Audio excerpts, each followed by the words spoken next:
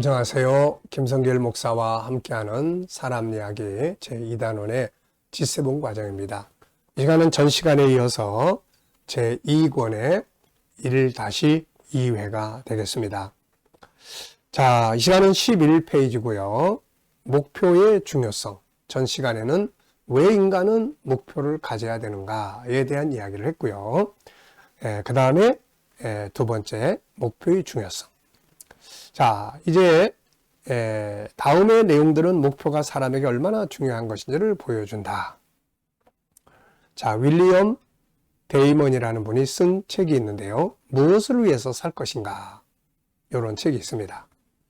여기에서 이분은 목표의 중요성에 대해서 설명을 했는데요. 내용을 보면 이렇습니다. 이분은 스탠포드 대학교 교육학 교수이고 미국 청소년 연구소장입니다. 스탠포드 청소년 센터장이기도 하고요. 그래서 청소년들의 문제들을 연구해 보면서 많은 문제의 핵심이 뭐냐? 목표의식이 없는 데서부터 발생하는 것이다 라는 것을 정리한 이야기예요. 자, 그래서 이분이 정리한 내용을 보면 이렇습니다. 목적의 부재는 쾌락주의와 양립하고 있다. 목적의식이 없는 많은 젊은이들은 현재 상황에 만족한다고 말한다. 물론 향락적인 기쁨은 순간적인 것에 불과하고 그 뒤에는 공허하게 된다. 이들은 방향성이 없다. 정신적으로 강박감을 느끼고 자신이 통제할 수 없는 삶에 사로잡혀 있다는 느낌을 받게 된다. 자신에 대해 실망하고 지금까지의 삶의 모습으로 인해 의욕상실을 느낀다. 이들은 공허함과 무의미함을 느끼며 체념한 듯 살아간다.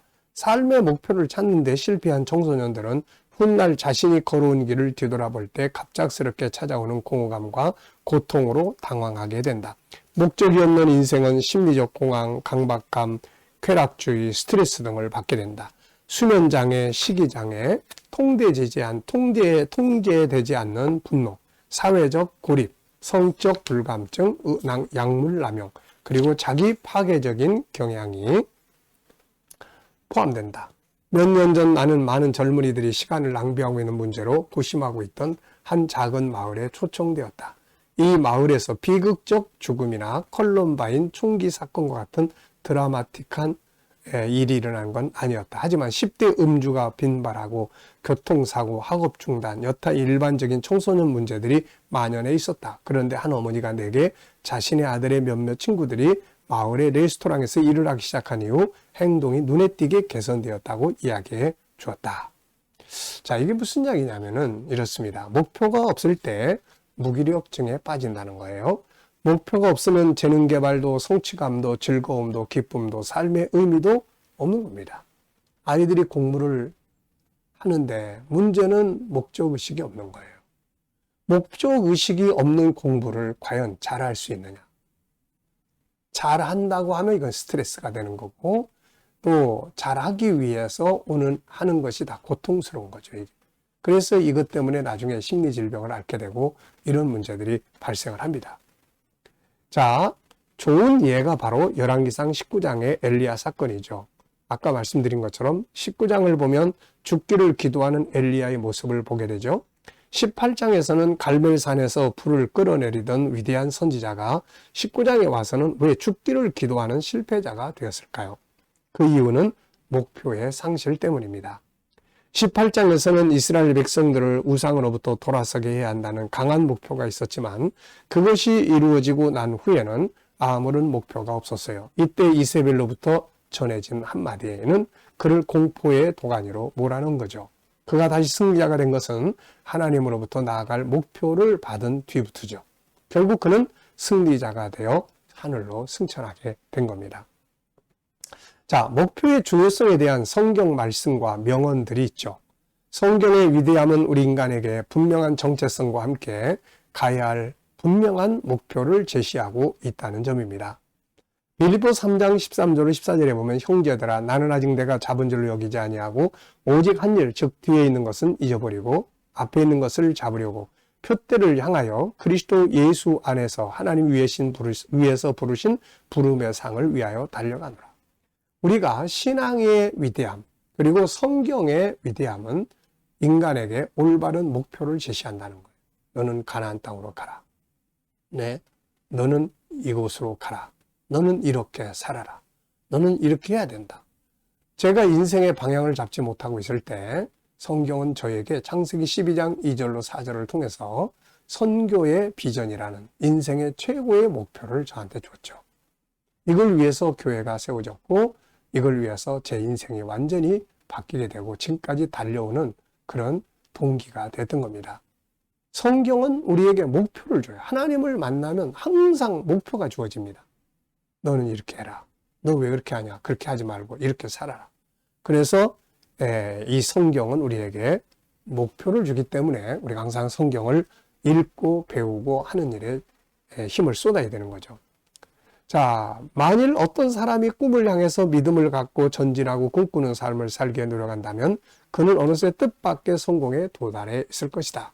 자, 이제는 이런 이야기들은 이제 이 인생을 성공적으로 살았던 사람들의 명언입니다. 자, 다시 한번 읽어볼 테니까 쭉 들어보십시오. 만일 어떤 사람이 꿈을 향해서 믿음을 갖고 전진하고 꿈꾸는 삶을 살기에 노력한다면 그는 어느새 뜻밖의 성공에 도달해 있을 것이다. 헨리 데이비드 소로라는 사람의 이야기예요. 분명한 목표는 성취의 출발점이다. 목표라는 항구를 모르는 사람에게 순풍은 불지 않는다. 세네카의 이야기입니다. 목적이 없는 사람은 방향타 없는 배와 같다. 우리가 릭 워렌이라는 분 많이 들어봤죠. 목적이 우리의 삶에서 에너지와 회복력을 더해준다고 설득력 있게 주장한다. 영국의 역사학자인 토마스 칼라일은 이렇게 말합니다. 명확한 목적이 있는 사람은 가장 험난한 길에서조차 앞으로 나아가고 목적이 없는 사람은 가장 순탄한 길에서조차 앞으로 나아가지 못한다. 꿈을 갖고 있는 사람은 결코 죽지 않는다. 메가더 장군의 이야기입니다. 꿈을 갖고 있는 사람은 결코 죽지 않는다. 나이 70세에 인천 상륙작전을 감행했던 분이죠.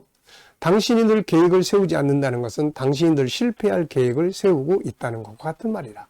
자신의 업무에 대한 정확한 목표를 갖고 있지 않은 사람이 인재가 되는 확률은 0.000001%보다도 적다. 97%의 사람들은 목표가 추상적이거나 전혀 목표를 갖고 있지 않았다. 심리학자 칙센트 미하에는 뚜렷한 목적의식을 가지고 하는 일은 열정적으로 빠져들게 하면서도 깊은 만족감과 행복, 성취감을 안겨준다고 말한다. 지금 나이가 18살이든 80살이든 상관없이 우리는 자신을 앞으로 나아가게 해줄 무엇인가가 필요하다. 앤서니 라빈스라는 사람입니다. 목표 설정은 이렇게 중요합니다. 그러므로 자기의 재능을 개발하기 위해서도 역시 목표 설정이 절대로 필요하다는 사실을 기억을 해야 합니다. 자, 우리가 목표를 세울 때 3단계에 걸쳐서 목표를 세울 수가 있죠. 이게 바뀌어서 순서는 바뀌어질 수도 있습니다. 첫 번째는 내가 무엇을 해서 먹고 살 것인가에 대한 직업에 대한 목표입니다. 직업. 내가 어떤 일을 해서 먹고 살 것인가에 대한 직업. 직업에 대한 꿈 비전이에요. 내가 무슨 일을 하고 살 것인가. 그 다음에 이제 그 다음 단계는 직업을 통해서 뭔가를 이루고 나면 그 다음에 인간은 먹고 살만하면 이제 사람은 그렇잖아요. 아무리 많은 걸 가지고도 하루 3끼 먹는 거고 그것도 2끼 바쁘면 2끼도 먹는 거고 뭐 돈이 더 많다고 해서 먹는 것의 차이가 크냐. 뭐 약간의 차이는 있겠죠. 그러나 뭐 특히 크게 차이 나는 것도 없어요. 아침에 뭐 일어나면은 더 간단하게 먹는 거고. 자, 그래서 결국 사람은 그 다음 단계를 추구하는데 뭘 추구하냐면 이제 가치를 찾아요. 가치. 과연 내가 보람 있게, 아름답게 살아갈 수 있는 가치는 뭐냐. 이게 바로 이제 성경은 선교와 구제, 또 뭔가 공익적인 삶을 이야기를 하는 거죠. 자, 그 다음에 이제 그 다음 단계는 나는 어디서 왔다 어디로 가는가. 이제 이런 영성적인 목표의식이 이제 이걸 찾기 시작을 하는 거예요. 먹을만 하고, 뭐, 선한 일도 많이 하고. 그럼 그 다음에 나는 누구야? 나는 어디로 왔다 어디로 가는 거야? 정말 천국은 진짜 있는 거야? 지옥은 있는 거야? 이런 거예요. 그래서 하나님은 정말 계시는가?